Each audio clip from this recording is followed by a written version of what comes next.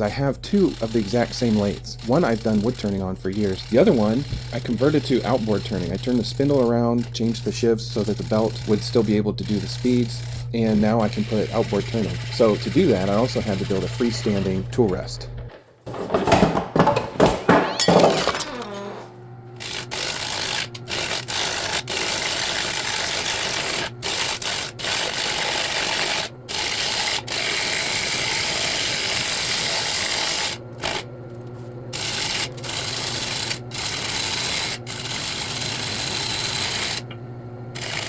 One thing I always struggle with is, should I put music or not music? I think that if you have a favorite music or a favorite song that you listen to, put it on now and just put it light in the background. That way the music to this video will be exactly what you like. I know what I like, but it's not what everybody likes. So we're just gonna listen to the sounds. You can have music or not, but the music choice is yours.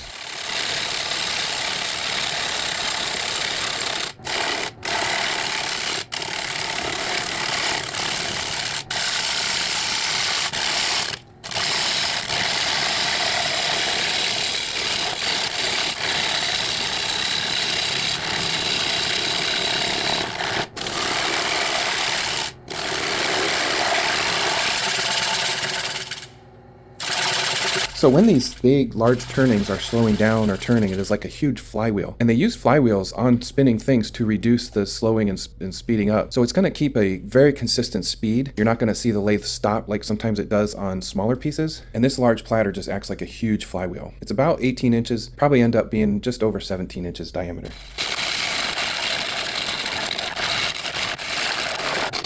Ain't nobody got time for that.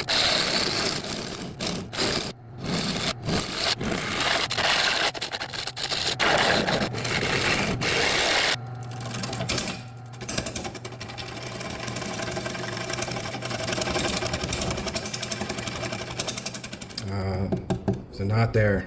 All right, we'll have to power through.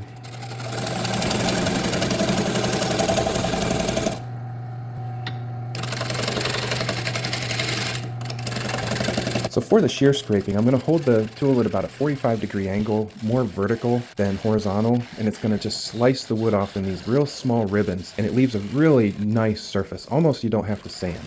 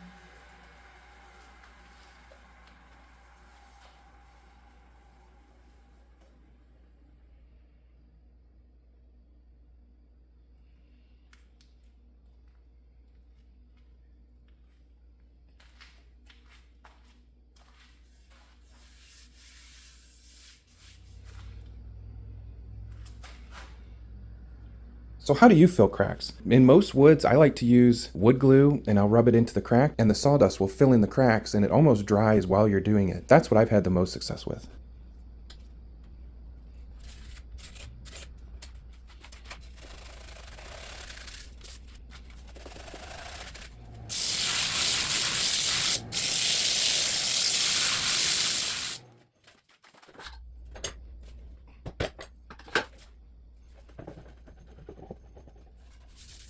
All right, this is just a little bit of advice that I got watching a video. I'm not even sure which video it was. Something that's pretty critical, and you want to make sure you get a good bite. Get your piece horizontal, put the chuck in there, make sure it spins around. Tighten it up a little bit, spin it, tighten it up a little bit. And each time I can feel it kind of grabbing some. It still turns. And that is on there, and it's flat, and it's exactly in the center. And that's how we're going to do that. All right, let's put it back on the lathe. This is going to be the top, so I'm going to carve that out. I'd really like to chisel that off, but I don't want to take a chance on bending my lathe spindle or breaking the part, so I think I'm just going to turn that away.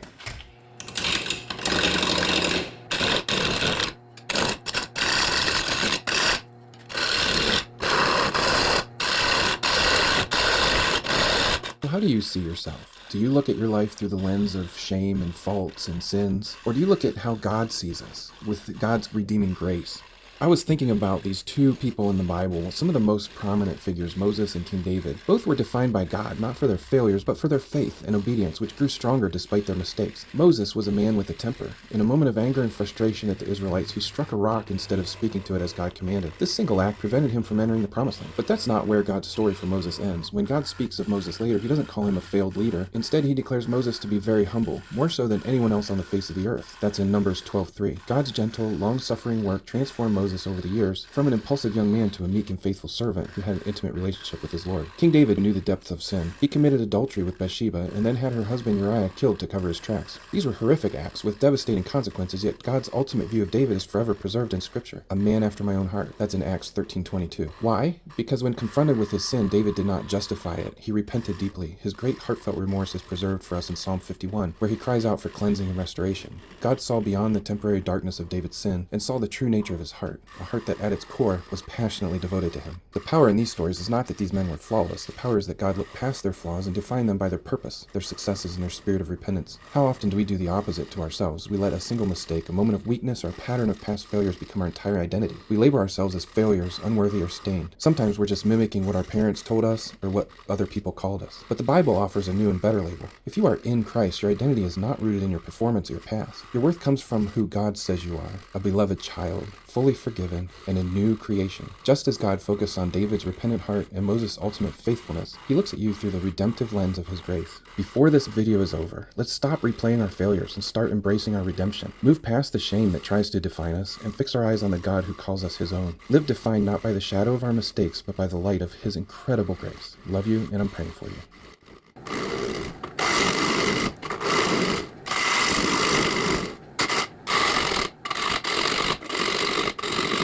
When I'm cutting the wood, there's components of force here. So it's pushing down on the tip, but I'm never like exactly perpendicular. So it's either gonna push this away or pull it towards. If I'm doing like a shear scrape, it's at an angle and it's gonna pull it in. The base is not very big because I don't want to trip on it. So what I've had to do is put my foot on the bottom to hold it, because I'm holding it at the bottom and it's this big moment arm. So I have to put my leg against it and try to hold it, but it's bouncing in and out and it's making it very hard to make a cut, especially this center part. Once I get out here, it's not too bad.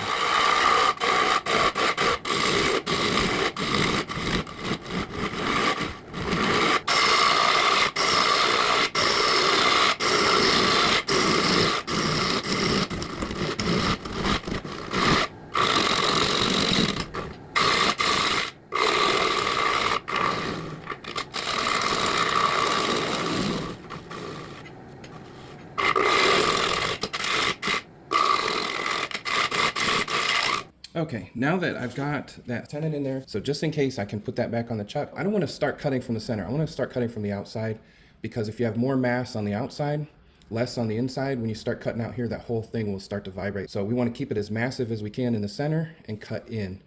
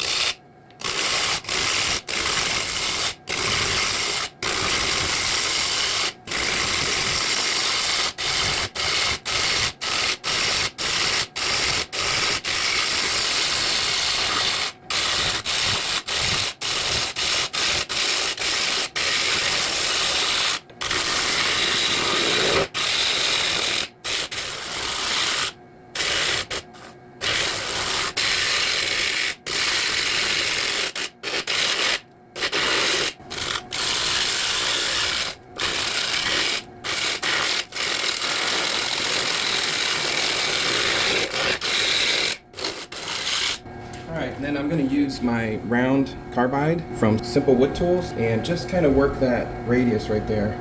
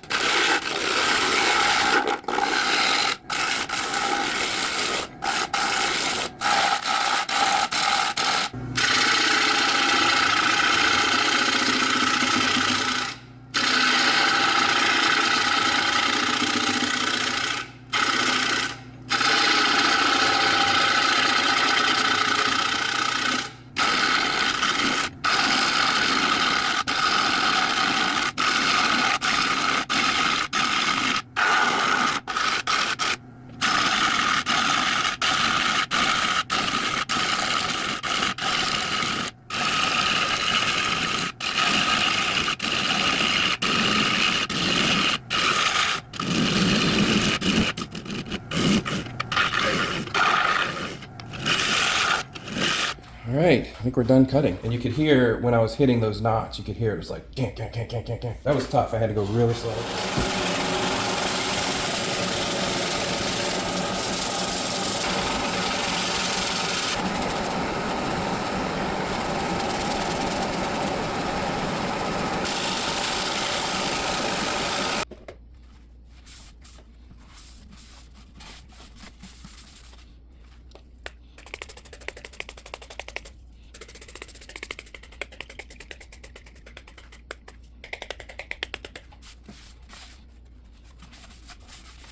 That's gonna be beautiful.